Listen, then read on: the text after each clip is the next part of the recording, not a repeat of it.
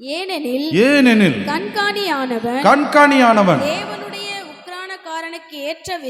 தேவனுடைய உக்கிரானக்காரனுக்கு ஏற்ற விதமாய் அதோட முடிஞ்சிச்சா?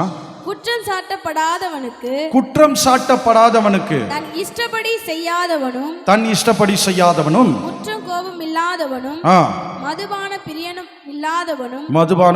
இல்லாதவனும் அடியாதவனும் இழிவான ஆதாயத்தை இச்சியாதவனும்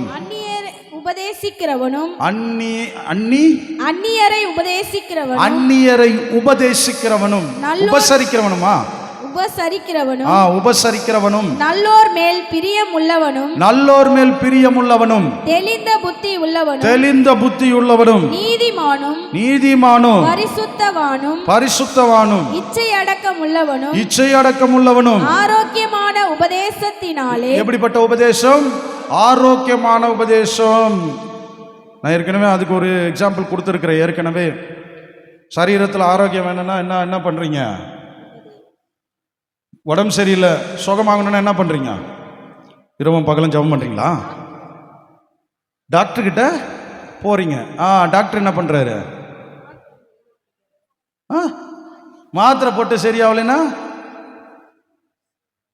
ஊசியிலையும் இது ஊசியில சரியாகிறது இல்லைங்கன்னா ஆப்ரேஷன் கத்தி வச்சு என்ன பண்ணணும்?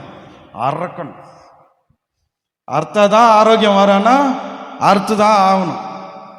புரியுதுங்களா? ஆரோக்கியமான உபதேசம்னா அப்படிதான் இருக்கும். சில நேரம் வச்சு கத்தி வச்சு வெட்டுற மாதிரி இருக்கும், கத்தி வச்சு அறக்கிற மாதிரி இருக்கும், குத்துற மாதிரி இருக்கும், ஊசி குத்துற மாதிரி இருக்கும். அதுதான் ஆரோக்கியமான உபதேசம். கேட்கறதுக்கு அப்படியே நல்லா இருக்குதுங்க, சூப்பராக இருக்குதுங்க, அப்படியே மேலே பறக்கிற மாதிரி இருக்குதுங்க. அப்படியே அங்கேருந்து தொப்புன்னு கீழே வந்தால் என்ன உடையும்? கை காலெல்லாம் உடஞ்சிருங்க.